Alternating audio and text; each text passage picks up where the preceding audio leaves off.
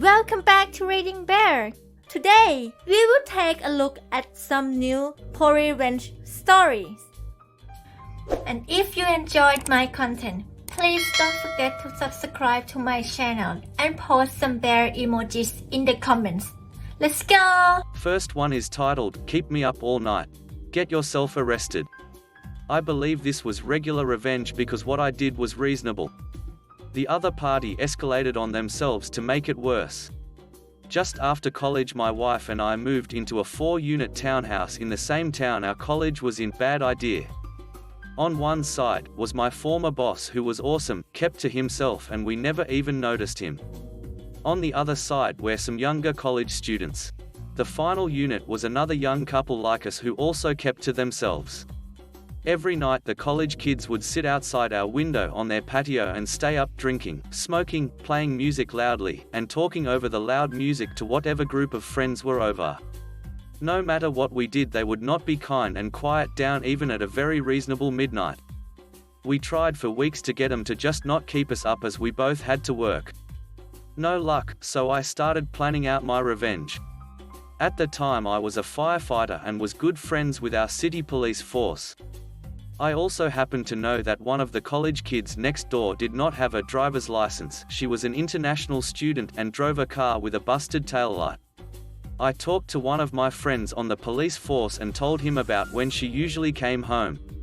He just happened to be driving by and saw the busted taillight and pulled her over into our parking lot.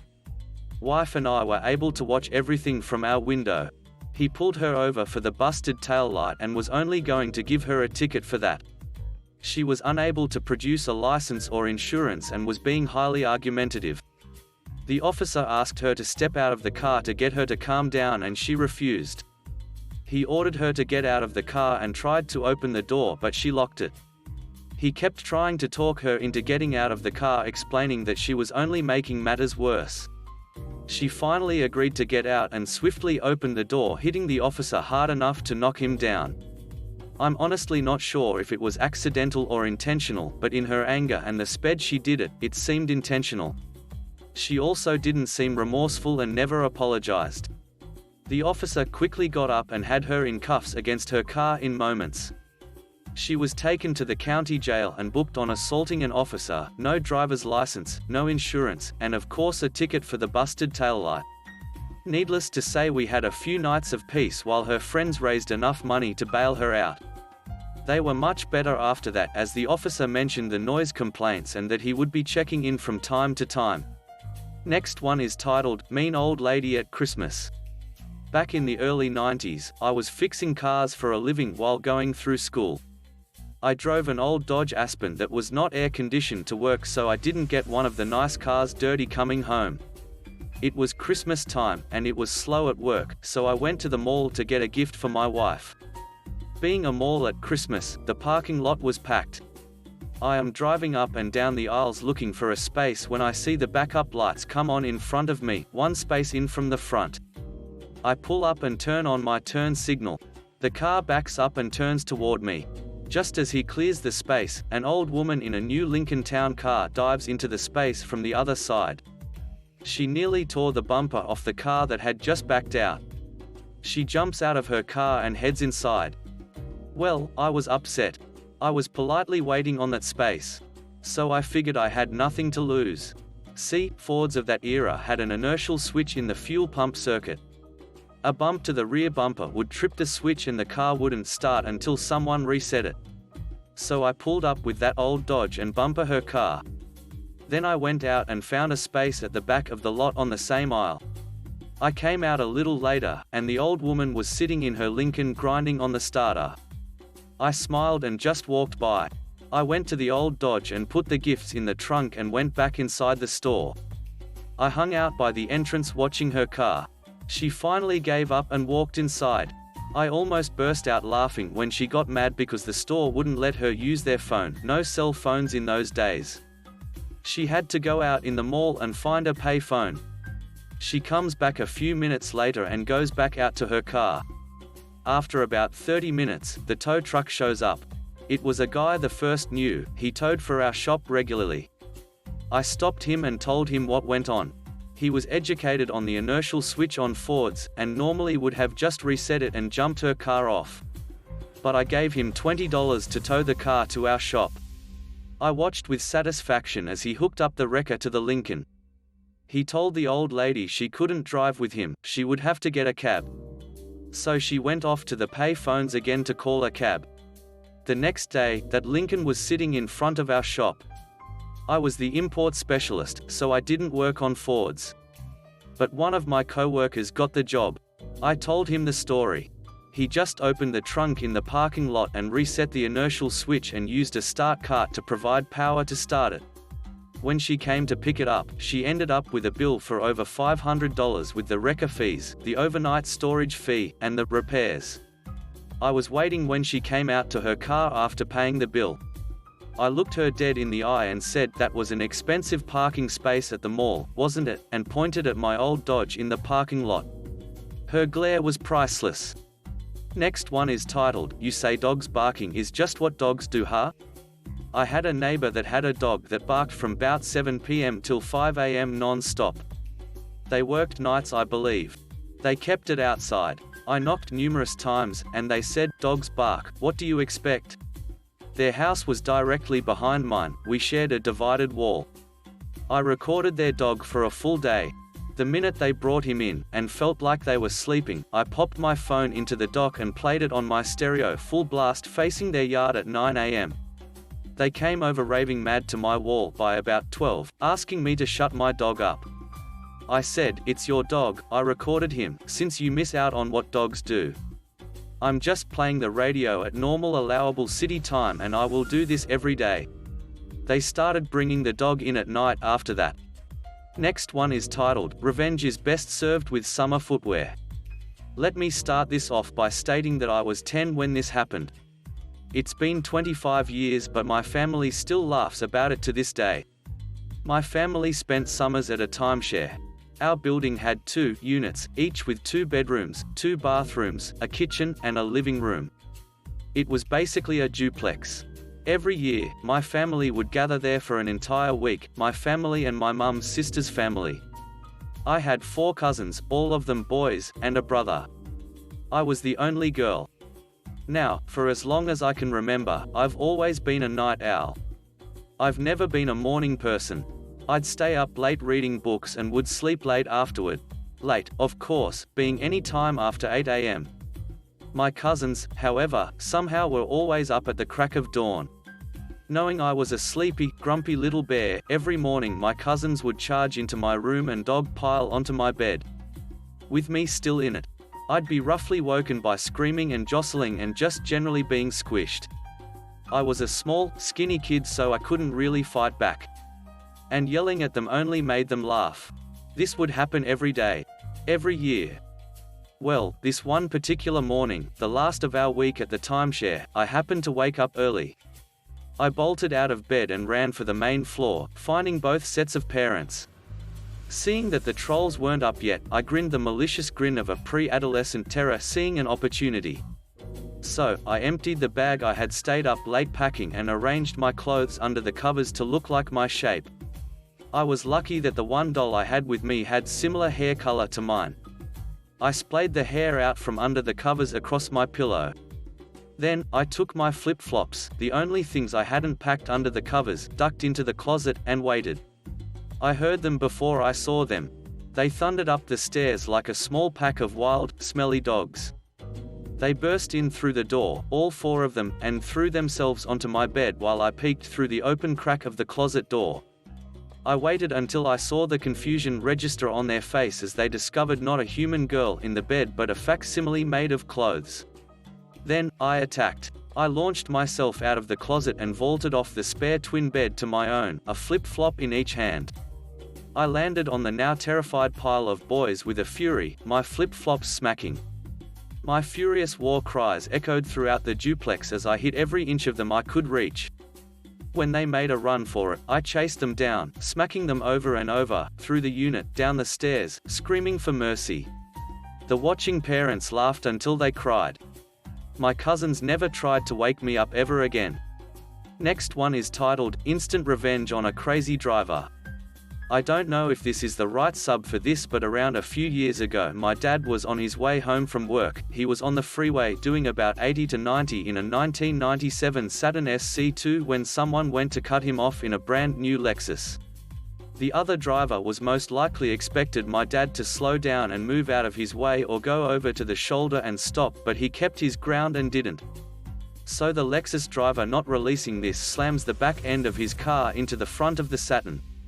One thing to note about my dad: he is a former top fuel dragster driver, so needless to say he's no spring chicken when it comes to driving, and when he reached the point of no return he said "duck it" and pitted the guy, so he spun out in the end. My dad drove off and the Lexus was towed away just because some guy was in such a hurry he felt the need to run someone off the road.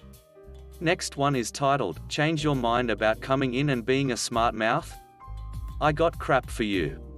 So, I was a fast food employee for a good year and a half, used to work with another guy who had slight anger issues. One day someone called off for the following Thursday, and he said he'd show up to work the shift. Yay! Thursday comes, and he doesn't show up, and I'm curious on what happened and text him, "Hey man, you coming in today?" And asks me when I became his boss. Okay, bud. I proceeded to organize the worst shift of his life. I did not clean the grill appropriately.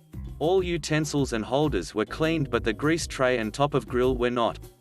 I primed the salt dispenser for the meat so that when he pressed it the entire dispenser would open up on the burger. The person working register called off sick. I got the second person working grill to call off, had to pay him what he missed. This meant only 2 people were working the last 4 hours they were open. All this because he decided to mouth off to me about changing his plans on working, and I do not regret it. Next one is titled, "Won't Close Your Window? I Can Do That For You." So this takes place midsummer while in college. I attended a major southern school, so needless to say midsummer was 90 plus and high humidity. I had a roommate who loved to keep his window open. That boy itself wouldn't be a big deal, but he also loved to run AC at full blast.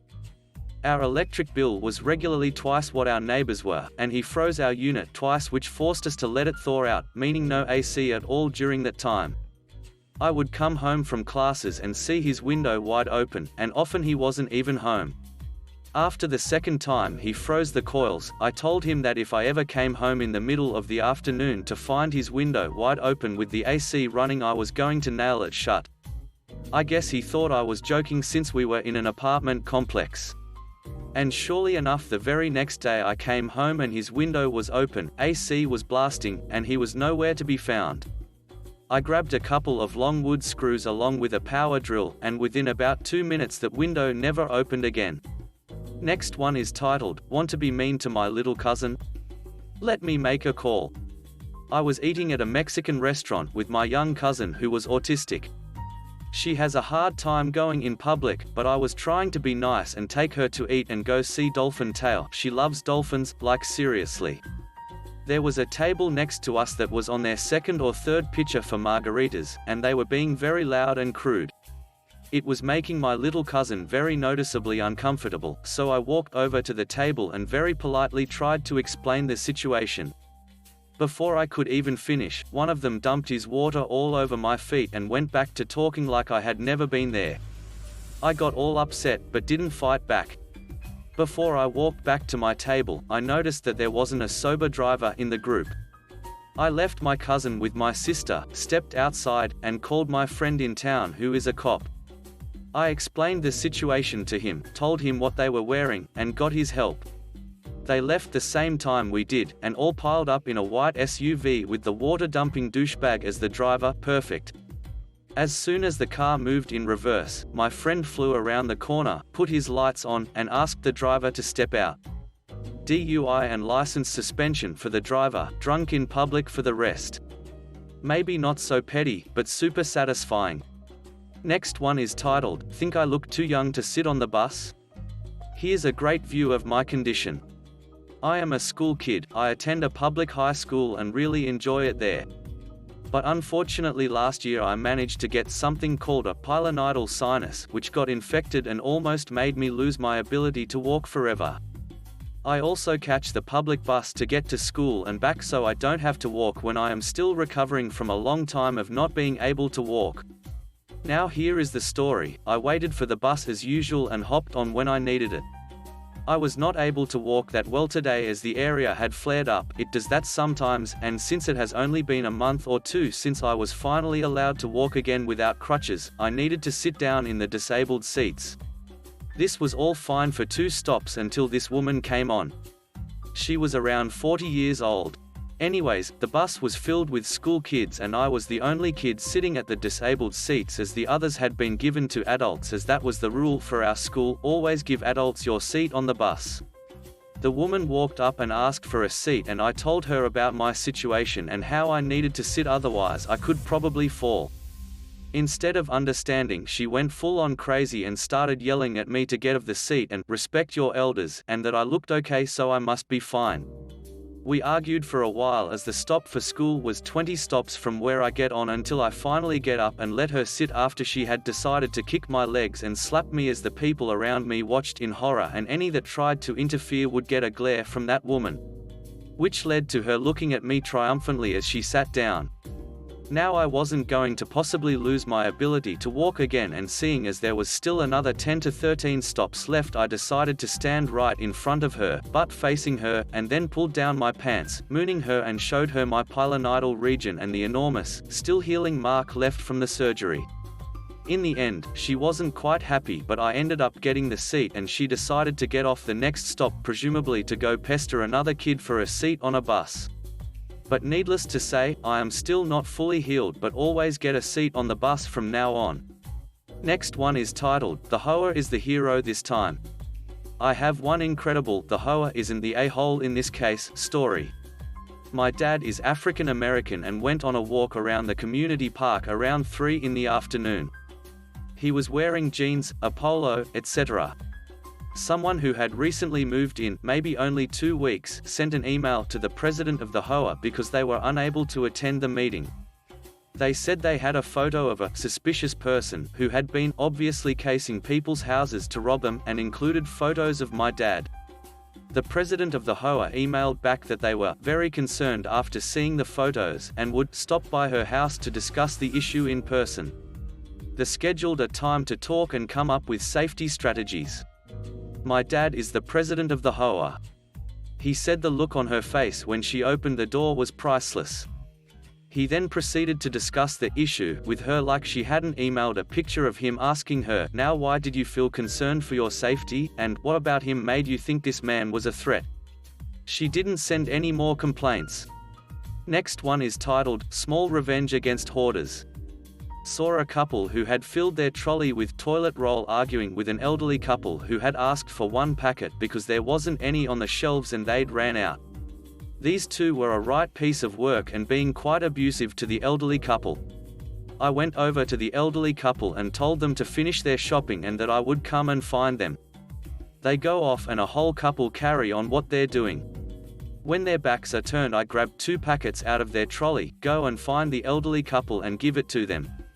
I then went and found a shop assistant and told them about a whole couple being abusive to the elderly, and when they get to the checkout their trolley is taken off them and they're escorted out by security. This has made me extremely happy. Last one is titled, entitled, "Feel My Wrath." I'm a flight attendant for a Premier US air carrier, and this past Weds I was working a flight from New Orleans to NYC. We were stationed in New Orleans overnight on Tuesday, as in Fat Tuesday, so I had 2 of my girlfriends come to meet me from Denver, where I'm based out of, and we had a lot of fun.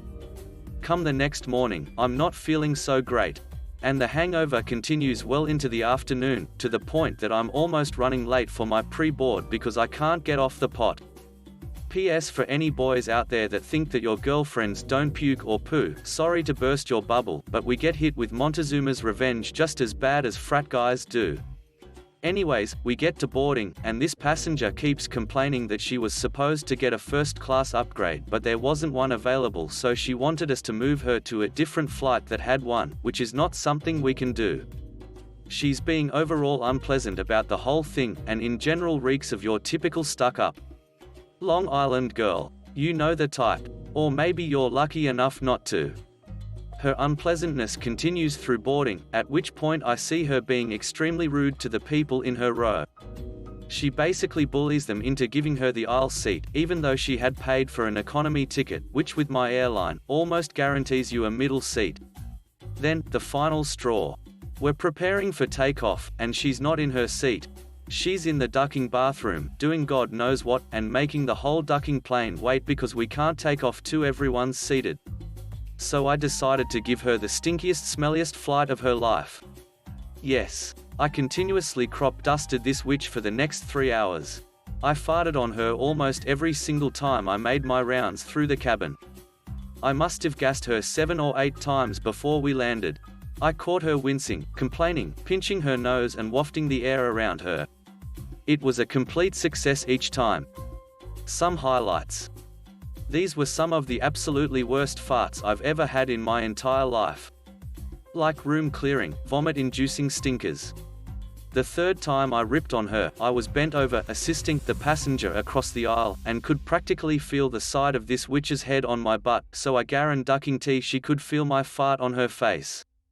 While most of these were of the SBD variety, the second to the last one was actually a bit of a rumbler at the end, and I know she heard it and had to have known she had just been farted on. Which means the last time I did it, she had to know not just she was getting farted on, but that it was being done intentionally.